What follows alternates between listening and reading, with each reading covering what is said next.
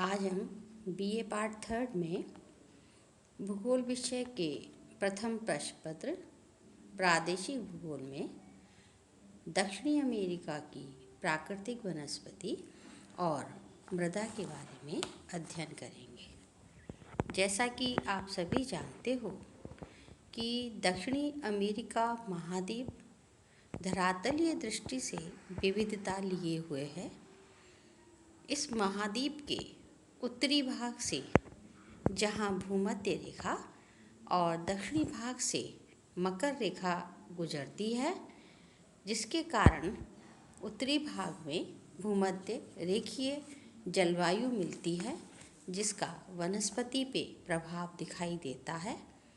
वहीं दक्षिणी भाग में मकर रेखा गुजरती है, जिसके कारण इसके पश्चिमी भाग में, जो कि दक्षिणी पश्चिमी भाग है, वहाँ पर मरुस्थलीय वनस्पति मिलती है। साथ ही शीतोष्ण प्रदेशों में शीतोष्ण वनस्पति जैसे कि मुलायम नरम घास मिलती है।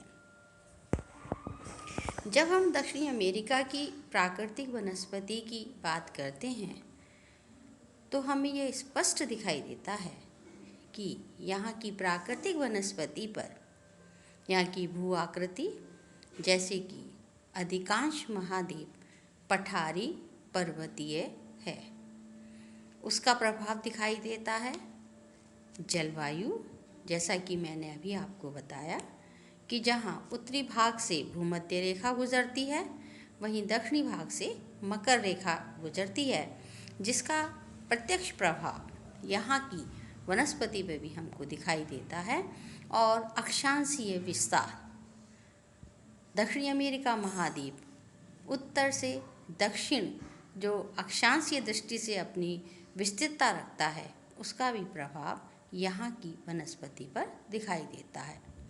इस महाद्वीप के 52.7% भूमि पर वन है तथा 23.2% भूमि पर घास के मैदान हैं।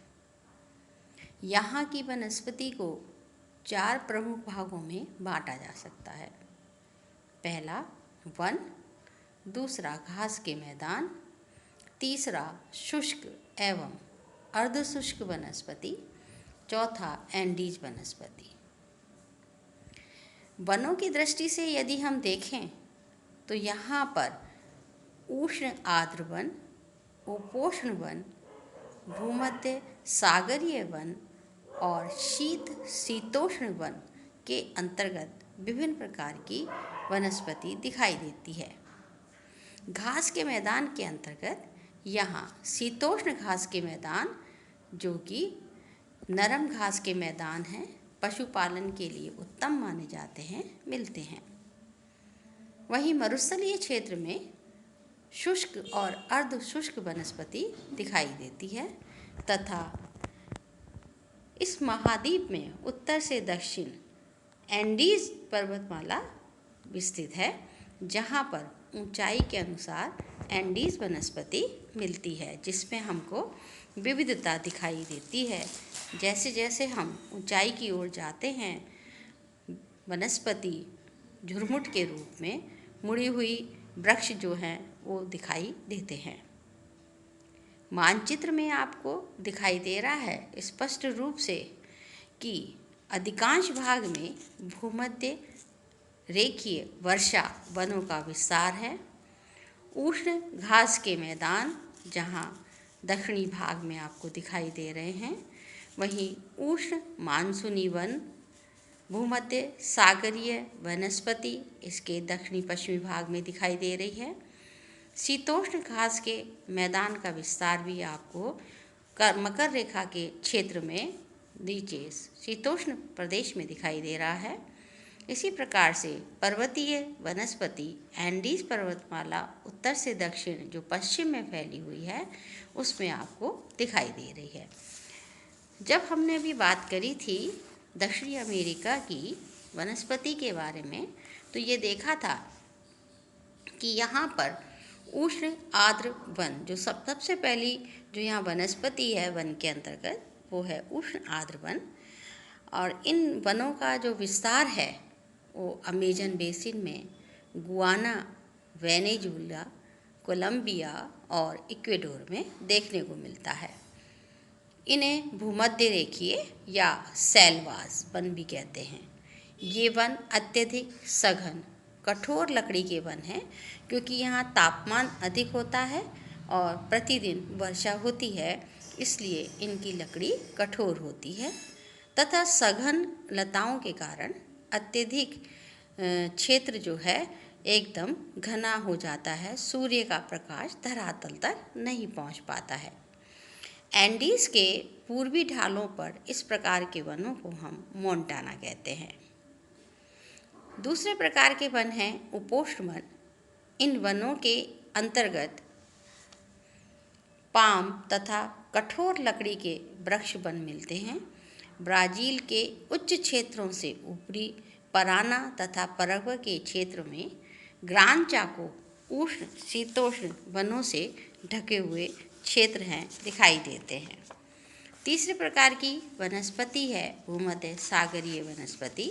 जैसा कि मानचित्र में भी आपको दिखाई दे रहा है कि दक्षिणी अमेरिका के दक्षिणी पश्चिमी क्षेत्र में इस प्रकार की वनस्पति है। मध्य चिली के क्षेत्र में ये वन मिलते हैं, जिनमें ओक है, वॉलनट है, चेस्टनट है, ये प्रमुख वृक्षों में आते हैं। तथा ये वृक्ष की विशेषता ये है कि ये ग्रीष्म की जो शुष्कता होती है उसको ये सहन कर सकते हैं। चौथे प्रकार की वनस्पति है शीत और शीतोष्ण वन। इसके अंतर्गत पतझड़ वन, कोणधाड़ी वन मिश्रित रूप में मिलते हैं, जिनके कारण लकड़ी काटने के लिए ये बहुत उत्तम माने जाते हैं। इस क्षेत्रों में दक्षिणी चिली में विशेष रूप से लकड़ी काटने का कार्य इन वनस्पति के होने के कारण ही होता है। यानी एक तरीके से हम देखें तो वनस्पति जिस क्षेत्र में जैसी मिलती है, वन संपदा जैसी मिलती है, मनुष्य उससे संबंधित अपना आर्थिक कार्य करना शुरू कर देता है। दूसरे प्रकार की जब वनस्पति की हम बात करते हैं दक्षिणी अमेरिका में, तो वो है घास के मैदान, जिसमें पहले हैं उष्ण घास के मैदान, जिसे हम सवाना घास के नाम से भी जानते हैं, जो कि ऊंची घास होती है और कठोर घास के रूप में होती है। ये उष्ण आर्द्र वनों के उत्तर एवं दक्षिण में ये मिलते हैं। उत्तर में इन्हें लानोस कहते हैं, जो ओरिनिको नदी की घाटी, गुआना के उच्च प्रदेश तथा दक्षिण में ब्राज़ील के उच्च प्रदेशों में यहाँ उनको कंपोस कहते हैं। इन घास के मैदान के बीच बीच में वृक्षों के झुंड भी मिलते हैं। दूसरा शीतोष्ण घास के वन हैं, मैदान जो हैं। अर्जेंटीना में इन्हें पंपास कहा जाता है। ये छोटी नरम घास होती है, इसलिए पशुपालन के लिए उत्तम मानी जाती है और इसीलिए अर्जेंटीना जो है पशुपालन के कार्य में इस महाद्वीप में अपनी प्रमुख भूमिका रखता है। तीसरे शुष्क और अर्ध शुष्क वनस्पति है, जो कि अटाकामा और पैटागोनिया मरुस्थल, जो कि इसके दक्षिणी पश्चिमी भाग में है, वहाँ पे मिलती है। उत्तरी चिली और पेरू के तटीय क्षेत्रों में मरुस्थलीय वनस्पति का विस्तार है, जिनमें कटीली झाड़ियाँ और छोटे वृक्ष हैं। पंपाज और एंडीज के मध्य शुष्क मैदानों में वर्षा की कमी के कारण ये इस प्रकार की अर्ध शुष्क वनस्पति मिलती है। पैटागोनिया के मरुस्थल में झाड़ियाँ और शुष्क घास का विस्तार है। नाम से स्पष्ट है, चौथी वनस्पति है एंडीज वनस्पति। जैसा कि आप मानचित्र में देख रहे हो कि पश्चिम में उत्तर से दक्षिण तक सतत रूप से एंडीज जो है वनस्पति दिखाई देती है। ये वनस्पति ऊंचाई के अनुसार अपनी भिन्नता रखती है, जहाँ जैसे जैसे ऊंचाई बढ़ती जाती है, मिलने वाली वनस्पति झुरमुट के रूप में छोटी और मोटी पत्तियों के रूप में दिखाई देती है। जहाँ हम दक्षिणी अमेरिका की वनस्पति की बात करते हैं, वहीं यदि हम मृदा की दृष्टि से दक्षिणी अमेरिका को देखते हैं तो दक्षिणी अमेरिका की जो मृदा है वो वहाँ की धरातलीय बनावट, जैसे कि अधिकांश दक्षिणी अमेरिका महाद्वीप का उत्तरी भाग पठारी है, जिसमें ब्राज़ील का पठार बहुत प्रसिद्ध पठार है, जिसमें कि कठोर आग्नेय शैलें मिलती हैं। वहीं उत्तर से दक्षिण पश्चिम में अर्जेंटीना पर्वतमाला फैली हुई है, जिसमें विभिन्न प्रकार की अवसादी और कायांतरित शैलें मिलती हैं। तो एक मिट्टी जो है उसका निर्माण मूल शैलों के द्वारा ही मिलता है, जिसके कारण वो मिट्टी अपनी पहचान बनाए रखती है। मूल शैलों का जिस क्षेत्र में जो मूल शैल मिल रही है, चाहे वो आग्नेय शैल है, चाहे अवसादी है या आग्नेय है, उसके अनुसार मिट्टी में हमको गुण दिखाई देते हैं। जलवायु, प्राकृतिक वनस्पति मिट्टी की उर्वरता को बनाए रखने में अपनी बहुत महत्वपूर्ण भूमिका रखती है। जहाँ पर प्राकृतिक वनस्पति अधिक होगी वहाँ की मिट्टी उपजाऊ होती है, क्योंकि उसमें ह्यूमस की मात्रा बढ़ जाती है। जलवायु की बात यदि हम करते हैं तो जहाँ बारिश अधिक होती है वहाँ वर्षा के कारण मिट्टी की ऊपरी सतह के जो उपजाऊपन होता है वो बह जाता है, मिट्टी में उर्वरता खत्म हो जाती है। जैसा कि अमेजन बेसिन में हमें इस प्रकार की मिट्टी देखने को मिलती है।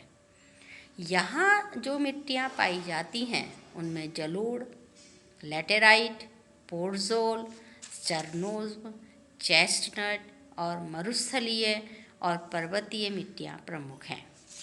जब हम जलोढ़ मिट्टी की बात करते हैं तो यह हमें स्पष्ट है कि जलोढ़ मिट्टी उन क्षेत्रों में मिलेगी जहाँ पर नदियाँ होती हैं और नदियाँ अपने द्वारा लाई गए मैदानी भागों में इस प्रकार की मिट्टियों को निक्षेपित करती हैं। तो इस क्षेत्र की दृष्टि से यदि हम देखते हैं तो दक्षिणी अमेरिका में लगभग 50% भाग पर नदियों द्वारा निक्षेपित मिट्टी पाई जाती है, चाहे वो ओरिनिको नदी का बेसिन हो, अमेजन बेसिन हो, रियो डी ला प्लाटा हो बेसिन हो, जिसमें कि पराना, परग्वे, यूरग्वे नदियों का बेसिन शामिल है। नदियों के ये सब जलोढ़ विस्तृत मैदान हैं।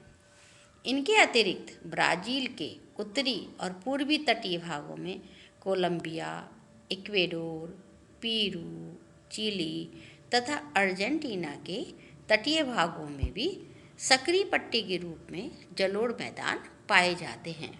और आप सभी जानते हो कि जो जलोढ़ मिट्टी होती है वो उत्पादन की दृष्टि से अति उत्तम मानी जाती है। दूसरी मिट्टी है लैटेराइट मिट्टी, जो कि उष्ण आर्द्र प्रदेशों में मिलती है। उष्ण आर्द्र प्रदेशों में लैटेराइजेशन की प्रक्रिया होती है, जिसके कारण तेज वर्षा से घुलनशील जो खनिज होते हैं और जैव तत्व होते हैं वो नीचे चले जाने से मिट्टी के ऊपरी सतह में जो खनिज होते हैं, जो उपजाऊ तत्व होते हैं, उनका अभाव मिलता है, जिससे ये मिट्टी अनुपजाऊ होती है। अमेजन नदी के बेसिन के वन प्रदेशों में इसी प्रकार की मिट्टी का सर्वाधिक विस्तार है, क्यों कि आप सभी जानते हो कि अमेजन बेसिन में प्रतिदिन वर्षा होती है। सारा क्षेत्र जो है अमेजन नदी का दलदली क्षेत्र के रूप में विस्तृत है। तीसरी जो मिट्टी है वो है पोर्ज़ोन मिट्टी। इस मिट्टी में जैव तत्व और कैल्शियम की कमी पाई जाती है, लेकिन एल्यूमिनियम और लोहे का अंश अधिक होता है, इसलिए ये मिट्टी भी अनुपजाऊ होती है।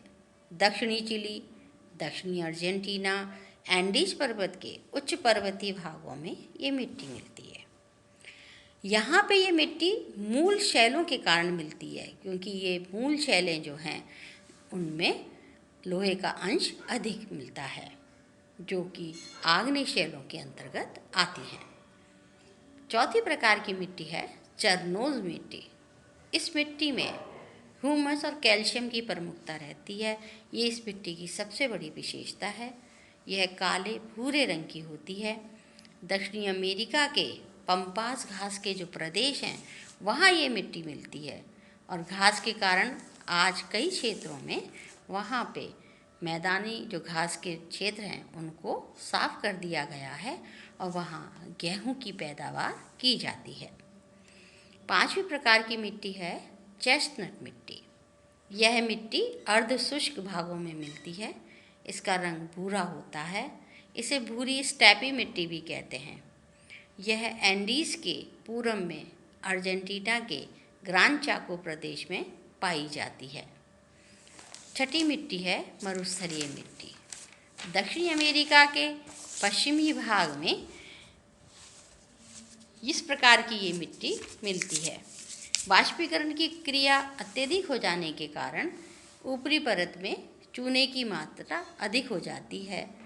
चूँकि मरुस्थलीय क्षेत्र है इसलिए यहाँ पे वनस्पति का भी अभाव होता है, ह्यूमस की कमी हो जाती है, जिसके कारण ये अनुपजाऊ होती है। यह मिट्टी पेरू और चिली के आटाकामा तथा पैटागोनिया के मरुस्थलीय क्षेत्रों में मिलती है। कृषि की दृष्टि से भी ये मिट्टी उपयोगी नहीं होती है। सातवीं प्रकार की जो मिट्टी है वो पर्वतीय मिट्टी है।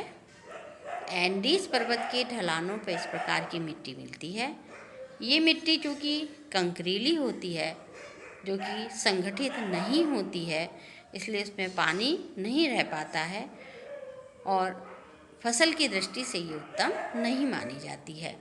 ऊंचाई, धरातलीय शैलों, जलवायु आदि के अनुसार ये मिट्टी अलग अलग प्रकार की मिलती है।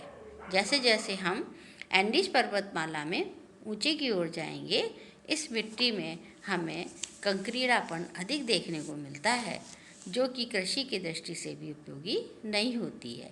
लेकिन जब हम एंडीज के ढलानों की बात, उसके पर्वतपदीय क्षेत्र की बात करते हैं तो वहाँ तक आते आते ये मिट्टी अपनी छोटे कण वाली हो जाती है और उसकी उपयोगिता बढ़ जाती है।